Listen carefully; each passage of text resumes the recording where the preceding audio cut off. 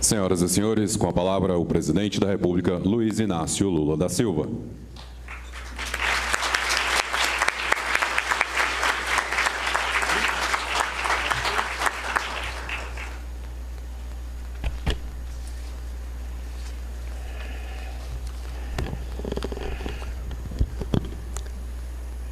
Essa água é minha? Obrigado.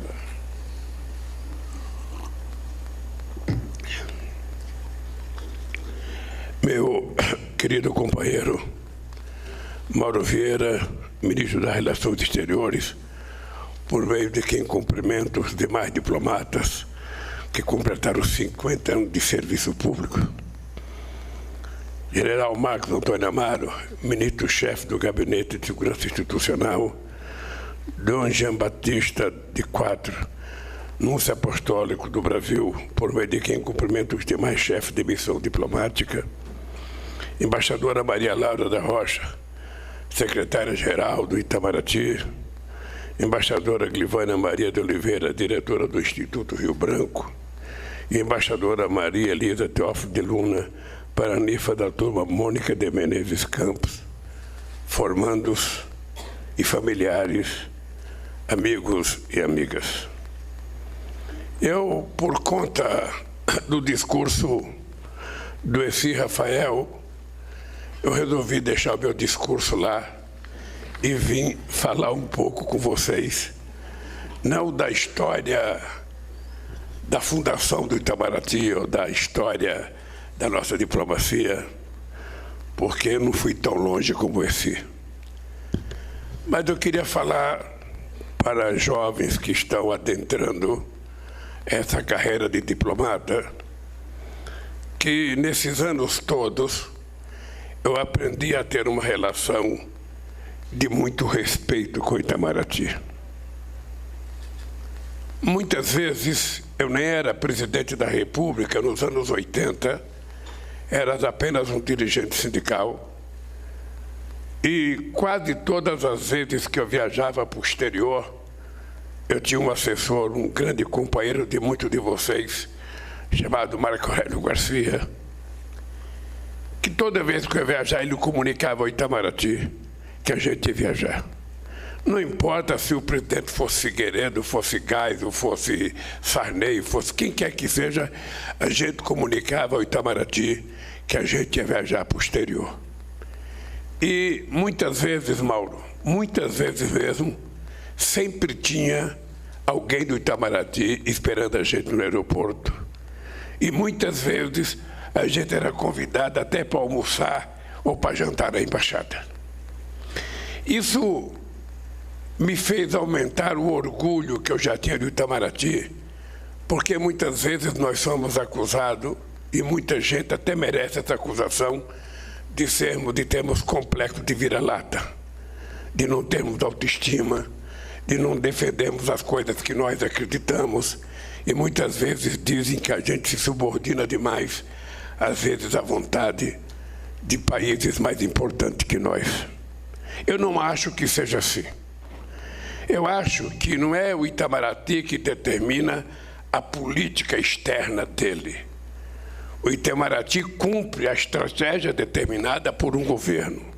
E se o governo tiver estratégia de política internacional, eu posso dizer para vocês que o Itamaraty tem mulheres e homens altamente capacitados para exercer qualquer que seja a tarefa determinada pelo governo.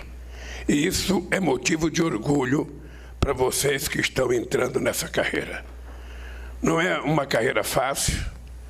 Dizem que a gente pensa de acordo com o chão que os nossos pés pisam, e aí a gente tem sempre cuidado de fazer, pelo menos na minha cabeça, de fazer com que os embaixadores possam conhecer desde o início a diversidade da função. É muito importante que a gente faça com que o Brasil tenha uma política muito altiva e ativa na América do Sul e no Caribe e na América Latina. É muito importante, estrategicamente, para um país como o Brasil, ter uma aproximação muito forte com o continente africano. Se não por outra razão, é porque nós temos origem naquele continente. É porque nós devemos parte da nossa cultura àquele continente. Porque nós devemos parte do que nós somos àquele continente. E porque eles precisam que a gente retribua, não com dinheiro, porque também não temos, mas com transferência de tecnologia, sabe? Tudo aquilo que a gente pode ajudá-los.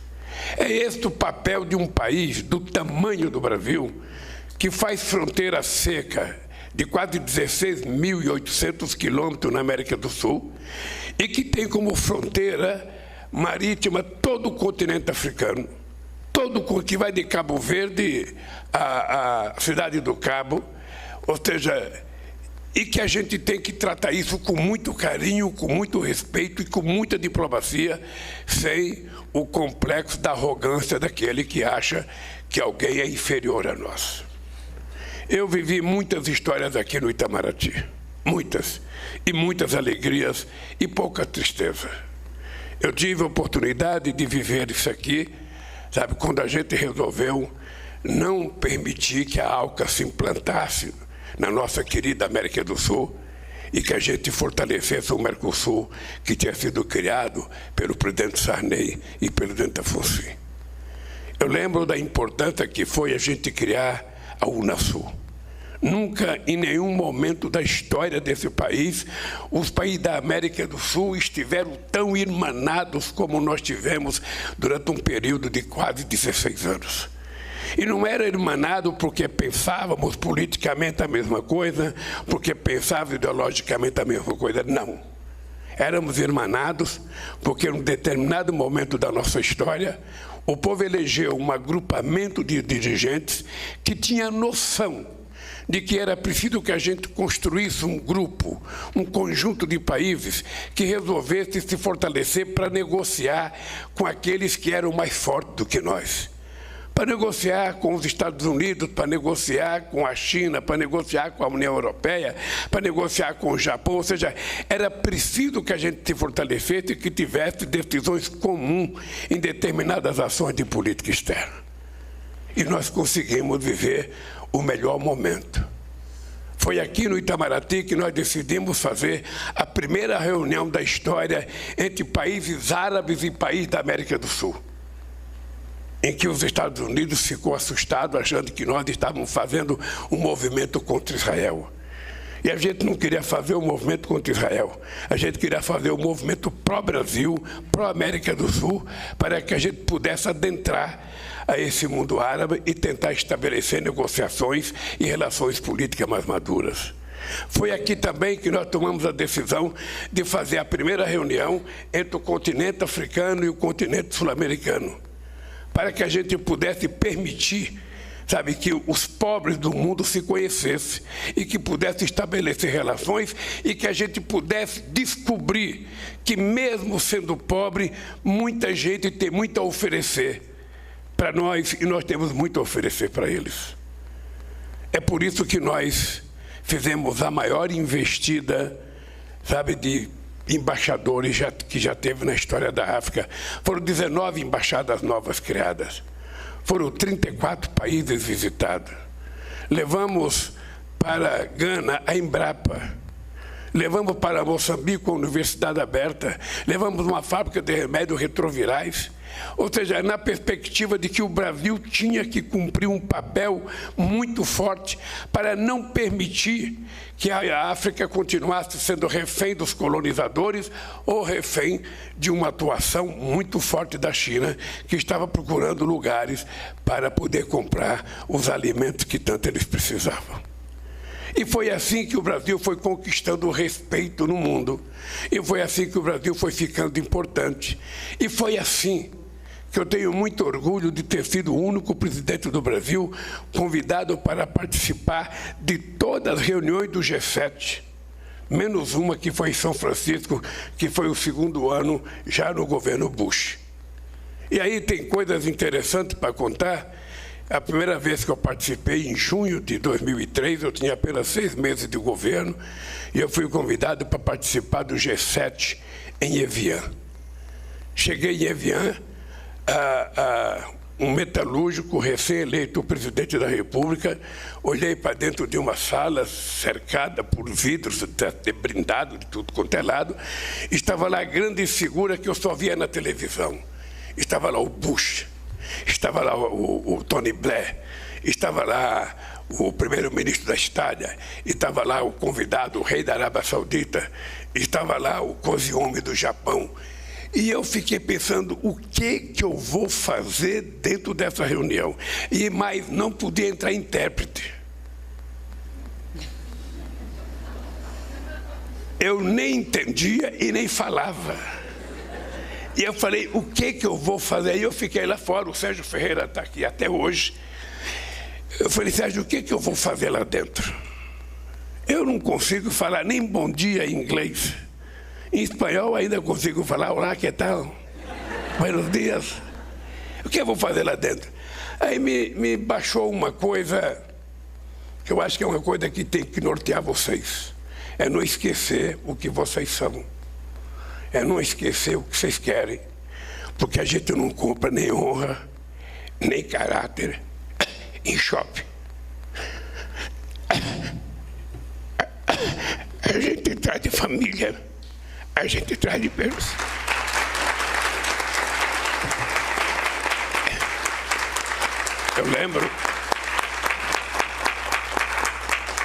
Eu lembro que veio aquela gente toda importante que eu só via na televisão, porque é engraçado, a gente vê mais o presidente americano na televisão brasileira do que o brasileiro mesmo. Né? É uma capacidade de comunicação extraordinária. E eu fiquei pensando, bem, desses presidentes que estão aí, alguém já viveu desempregado? Alguém já trabalhou no chão de fábrica? Alguém já viveu num bairro que dava enchente? Alguém já acordou com rato, com barata, sabe, com 1,5 metro de água dentro de casa? Alguém já passou fome? Alguém já morou na periferia de algum país? E eu falava, acho que não. E eu me enchi de orgulho para falar, sabe o que eu vou falar? Eu vou falar o que eu sei falar. E eles vão me entender, porque o Sérgio ia interpretar cada palavra que eu falasse. E eu entrei.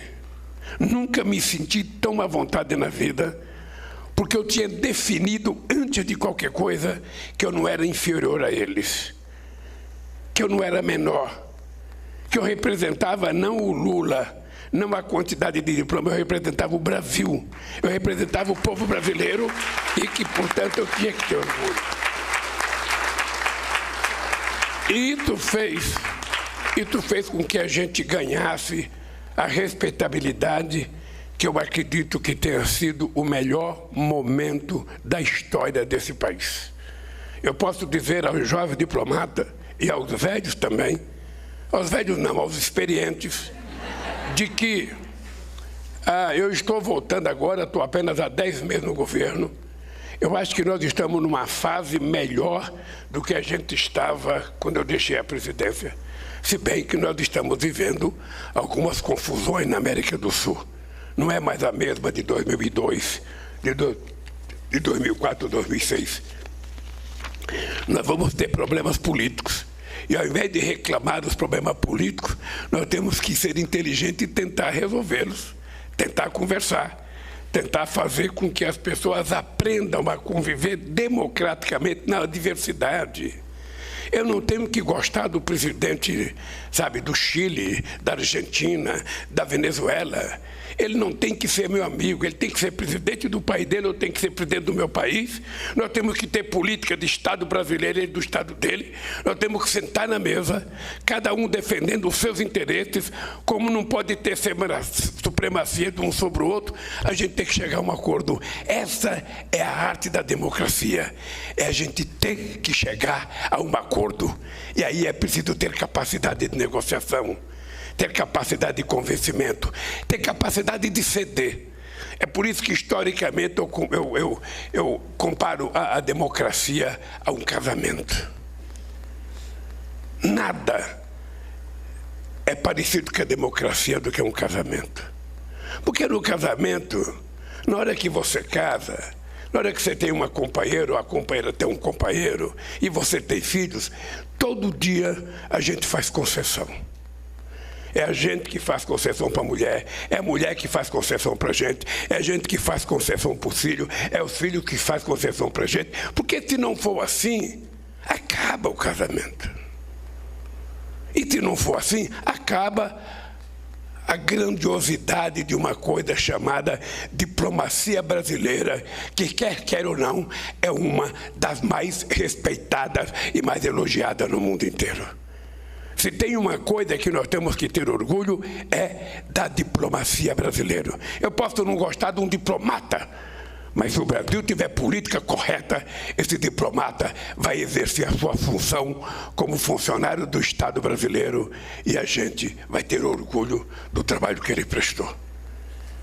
Eu lembro, Mauro, você já estava no Itamaraty, eu lembro quando começou a briga com os Estados Unidos e Iraque. Eu lembro que o nosso representante na agência de armas químicas, me parece, ou armas atômicas, era o embaixador Bustani. Eu lembro que o embaixador Bustani disse publicamente várias vezes que não tinha armas químicas no Iraque. Disse isso, sabe, com todo o poder da voz que ele tinha. Mas como os americanos precisavam prestar contas ao seu povo, de que era preciso derrotar alguém ligado ao terrorismo, era preciso consagrar a mentira de que o Iraque tinha armas químicas. E nesse caso é um caso fantástico, porque mentiu Saddam Hussein para o seu povo, passando a ideia que tinha, e mentiu os Estados Unidos dizendo que tinha. Aí eu lembro que foi sacado do cargo o nosso companheiro Bustani. E eu fui conversar com um amigo embaixador. Não vou dizer nem aonde e nem quando. E ele me dizia assim: presidente, está correto tirar o Bustani. O Brasil não tem que estar naquela agência, o Brasil não põe dinheiro lá. Eu achei uma atitude tão pequena, eu achei uma atitude tão subserviente, porque não se trata, sabe, do Brasil colocar dinheiro ou não. Se trata de que é um Brasil que faz parte do conjunto de países que compõem a ONU. E que, portanto, o Brasil tem o direito de participar e tentar ocupar o cargo. Se não, fica uma coisa estranha. Quando eu tomei posse em 2003, em setembro, eu fui fazer o meu discurso, o Brasil estava devendo todas as instituições. Toda. Pensa do que é. Um presidente chegar para falar, eu fiquei vendo a hora do Kofi Annan falar: ô baixinho, para de falar grosso, paga o que você deve, porra. Porque é vergonhoso. É vergonhoso você participar de uma série de coisas e você não pagar. Você perde a autoridade moral. E durante todo o meu período de governo, sabe quem foi diplomata no meu tempo? A gente fazia questão de pagar para que a gente tivesse autoridade de interferir em qualquer espaço que a gente tivesse. Agora me parece que estava atrasado outra vez. Tá? Nós vamos ter que colocar em dias, porque a gente tem que chegar nos lugares e andar de cabeça erguida, porque senão você chega, você vai sentar, o cara falou baixinho, você não pagou, fica de pé. E não é possível, assim a gente perde o respeito internamente entre nós. Então eu queria dizer para vocês que estão se formando que a gente vai tentar fazer com que o Brasil tenha uma política externa mais ativa e mais ativa. Obviamente que a gente tem debilidades, sabe, financeiras, nem sempre a gente tem a quantidade de dinheiro que a gente gostaria de ter, mas, por exemplo, eu tinha visitado, nos meus 2 primeiros mandatos, todos os países da América do Sul e do Caribe. Não ficou um que eu não visitasse. E alguns mais que uma vez. A gente, para manter uma boa relação com a Venezuela, a gente tinha 4 reuniões por ano com a Venezuela. Era 2 lá e 2 cá. Era quase que um bolero. Mas a gente fazia muita reunião com a Argentina, porque a Argentina é um país parceiro, o Brasil tem uma relação extraordinária com a Argentina. Foi o primeiro país que eu visitei para dar a demonstração em 2003 de que a gente ia ter uma forte política para a América do Sul. Porque quando eu não era ainda candidato, eu já percebia que durante muito tempo o Brasil olhava para os Estados Unidos e olhava para a União Europeia de costa virada para a América do Sul. Isso aqui não tinha importância, isso aqui era problema. Para que cuidar do Uruguai, para que cuidar do Paraguai, para que cuidar da Bolívia? Isso são todos problemas. Não, gente. Se a gente não cuida de quem está perto da gente, muito menos a gente cuida de quem está longe. A gente olhava para o continente europeu e não via a África. Se bem que foi no regime militar, que foi no governo Geisel, que a gente foi o primeiro país a reconhecer a independência de Angola. Então, é essa diplomacia que nós temos que levar em conta. É vocês saberem que vocês estão sendo respeitados por aquilo que vocês fazem. Pelo trabalho, e é preciso que o governo tenha política.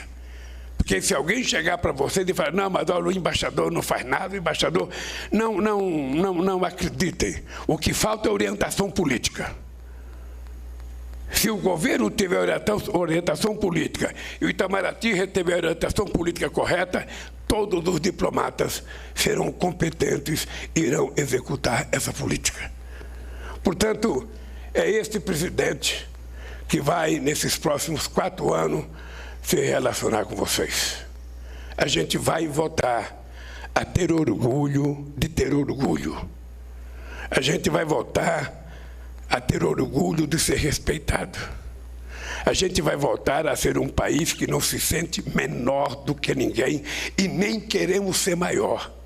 Queremos apenas compartilhar com os nossos irmãos aquilo que a gente pode fazer conjunto. Mesmo na questão do desenvolvimento, eu sempre imaginava, o Brasil não pode crescer sozinho.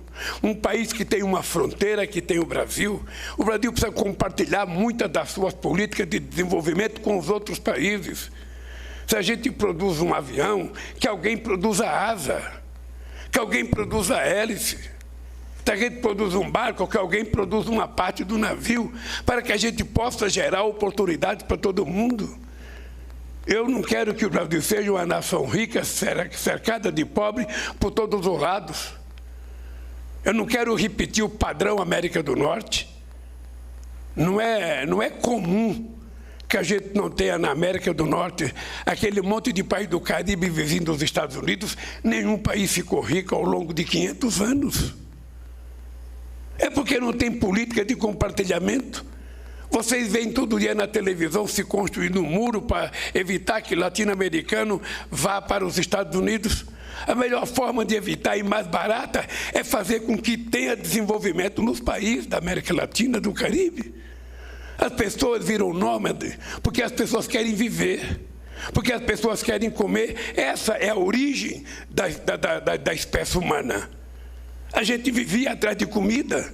As pessoas querem comer, as pessoas querem emprego. E se nos seus países não oferecem, as pessoas tentam buscar onde tem.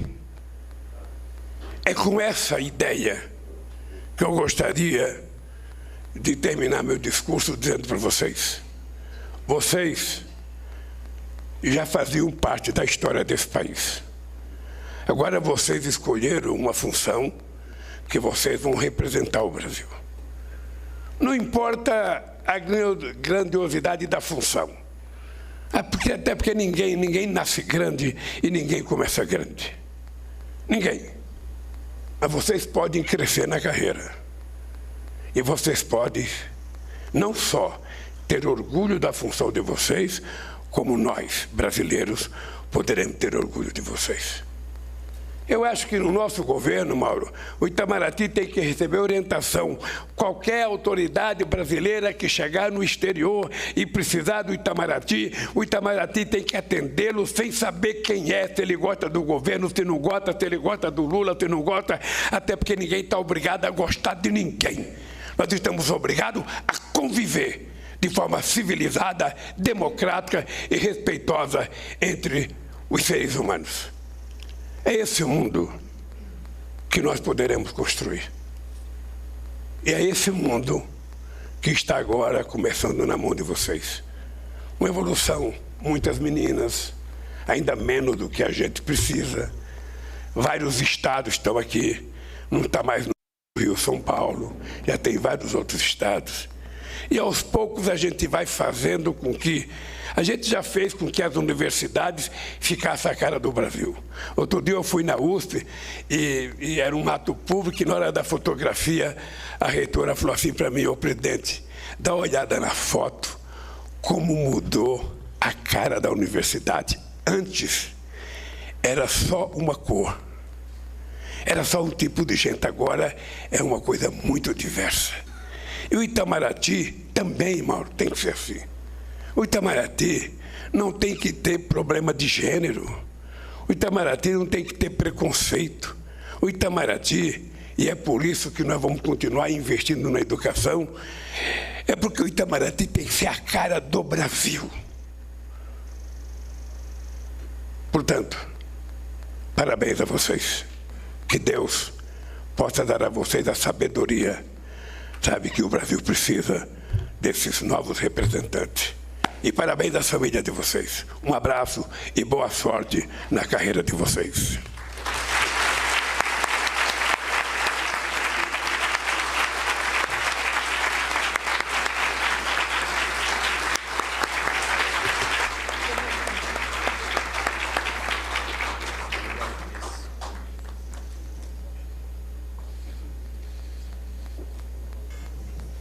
Senhoras e senhores, está encerrada esta cerimônia. Solicita-se que os presentes permaneçam em seus lugares até a saída. Você acompanhou conosco a formatura da turma de novos diplomatas do Instituto Rio Branco, com a presença e o discurso do presidente Lula. Continue ligado no canal Gov e siga também nossas redes sociais. Até a próxima.